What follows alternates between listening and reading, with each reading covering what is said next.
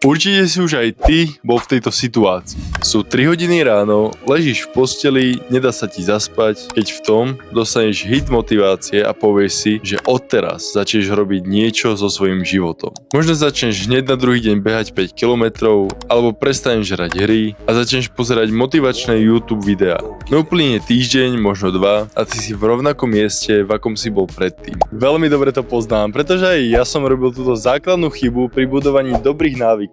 A to je, že nezačínaš jednoducho. Povedzme, že chceš začať behať každý večer. Nezačneš len tak behať každý deň 10 km. Ale čo by si mohol spraviť je, prvý deň si len obuj tenisky a vybehni pred dom. Druhý deň spravíš to isté, ale zabehneš po najbližšiu lampu. A takto sa postupom času dostaneš na 5 alebo 10 km. Takto zaručíš to, že ho 100% dodržíš, ale aj to, že neprestaneš po 2 týždňoch. A keďže toto je deň 20 mojej výzvy, kde si každých 10 dní budujem nový dobrý návyk, tak návykom číslo 2 je čítanie knihy každý deň. Keďže začínam s malom, tak 3 strany denne úplne stačia. Ak ťa zaujíma takýto typ videí a chcel by si ho vidieť viac, tak mi to daj vedieť dolu v komentári alebo hoď like.